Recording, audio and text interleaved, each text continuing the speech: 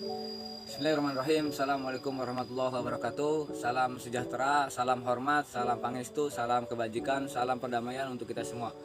Alhamdulillahirrabbilalamin. Wa bihi nasta'in wa ala umuri dunya wadin. Wassalatu wassalamu ala asrofil mursalin wa khatamin nabiyyin wa ala alihi washabihi ajmain. Rabbi shrah li sadri wa yassir li amri wahlul 'uqdatam min lisani yafqahu qawli.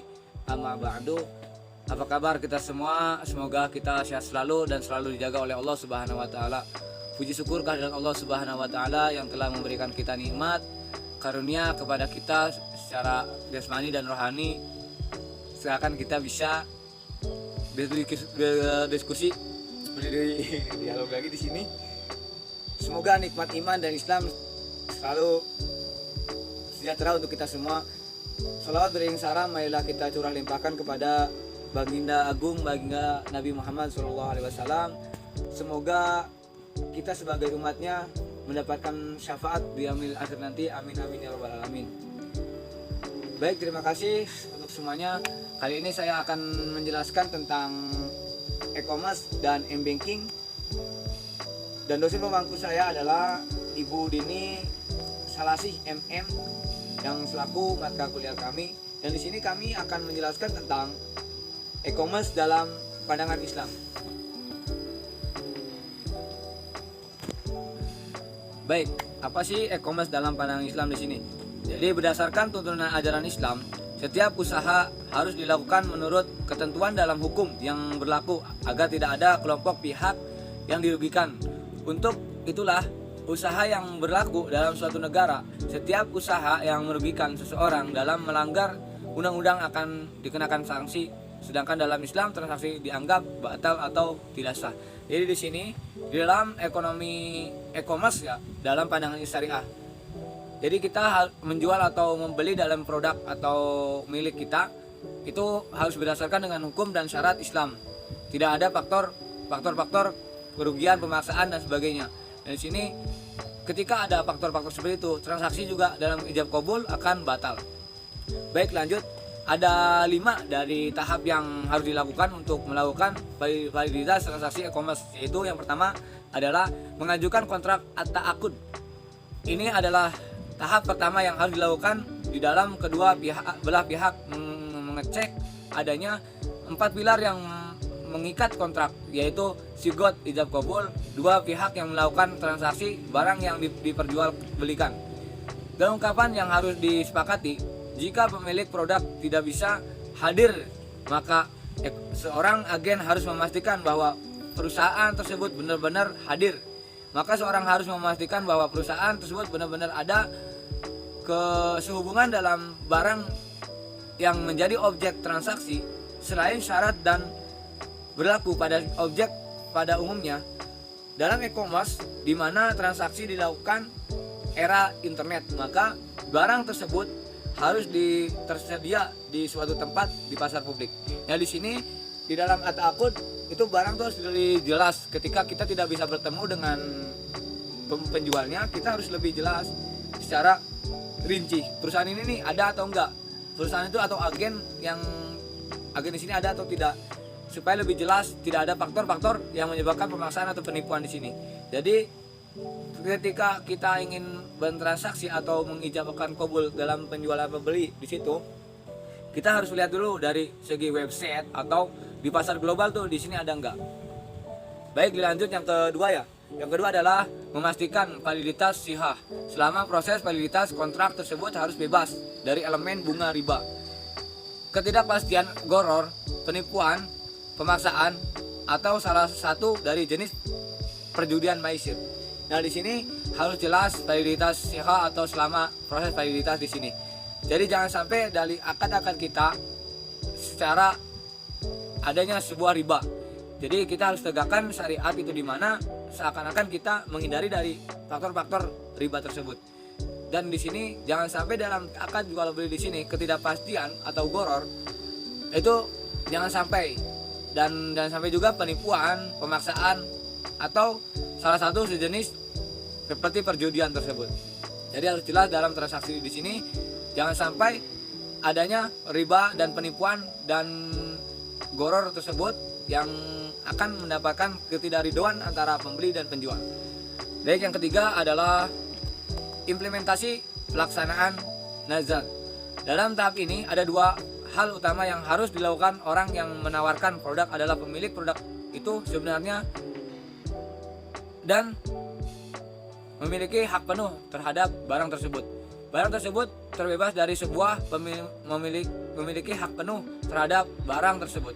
Barang tersebut bebas dari semua hutang piutang dan mengikat izam. Dalam tahap ini kedua pihak harus menandatangani kontrak.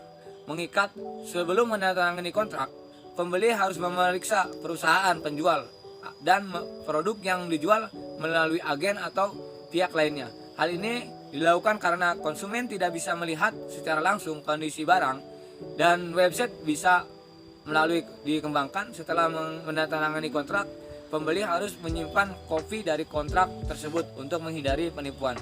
Nah, jadi di sini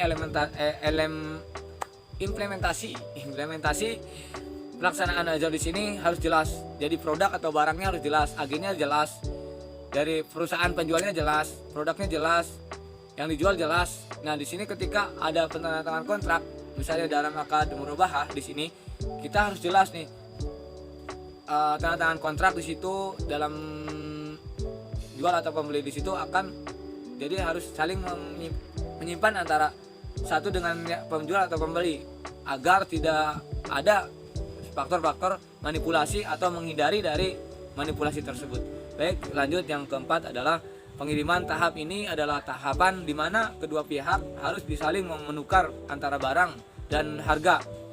Harus dibayarkan pada umumnya e-commerce menggunakan kartu kredit. Namun Muslim harus menghindari pemakaian kartu kredit yang mengandung riba dan memberikan alternatif pembayaran yang lain seperti pembayaran melalui bank setelah menerima produk. Konsumen juga harus memeriksa dan mengkonfirmasi apakah barang yang diterima sesuai dengan kondisi dan spesifikasi yang disepakati dalam Islam. Ada beberapa opsi yang dilakukan jika hal ini terjadi, yaitu khiyar. Dan di sini kita harus lebih jelas lagi, lebih menggunakan kartu-kartu kredit yang dianjurkan oleh syariat Islam. Jadi banyak kartu kredit yang masih ada mengandung sebuah riba atau bunga di situ. Jadi di sini harus ada kartu-kartu kredit yang ada dari bank syariah tersendiri, akad-akad murabahah yang bisa membantu untuk kita menjauhi atau menghindari dari faktor riba tersebut. Dan di sini di dalam pengiriman kita harus lebih tanya lagi apakah barang itu benar atau tidak, kayak spesifikasinya ini atau benar atau tidak, kondisi barangnya bagaimana, itu harus lebih jelas lagi. Kayak contoh kita beli handphonenya berapa giga gitu kan, harganya berapa, kameranya berapa megapiksel dan sebagainya, itu harus lebih jelas ketika tahap-tahap. Baik, yang terakhir adalah pembayaran untuk transaksi e-commerce. Pembayaran e-commerce pada umumnya dengan kartu kredit. Dalam Islam, jika diasumsikan bahwa menggunakan kartu kredit adalah halal, maka pembeli harus membayar harga secara keseluruhan sebelum tanggal yang ditentukan. Apapun maslahat utama dalam keabsahan e-commerce menurut pandangan Islam adalah di mana konsumen hanya membayar 15% dari syarat minimum, sementara bank yang mengeluarkan akan menagih sebesar 2 setiap bulan dari neraca yang ada. Untuk itulah solusi dari Islam adalah murabahah. Nah, di sini tadi poin-poin yang saya bisa sampaikan ada 5 poin dalam e-commerce dalam pandangan secara syariah. Dan di sini kita bisa menggambarkan bagaimana sih transaksi-transaksi e-commerce dalam pandangan syariah, yaitu untuk menghindari dari sebuah penipuan atau perjudian atau pemaksaan dalam akad jual beli. Karena di akad jual beli itu harus saling menguntungkan, tidak ada merugikan sama sekali. Di situ ada keridoan antara penjual dan pembeli. Jadi tidak ada saling menipu dan sama sekali dalam yang lainnya.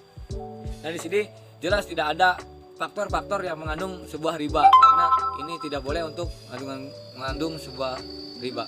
Ya, mungkin itu saja yang bisa saya sampaikan, kurang lebihnya saya ucapkan mohon maaf.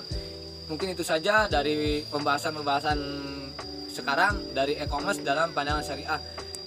Saya Hairil Anwar, Prodi Ekonomi Syariah, Institut Agama Islam Bunga Bangsa Cirebon. Mohon maaf sebesar-besarnya. Sampai jumpa kembali di video-video selanjutnya. Mohon support dan mohon doa selalu. See you next time buat semuanya. Thank you very much.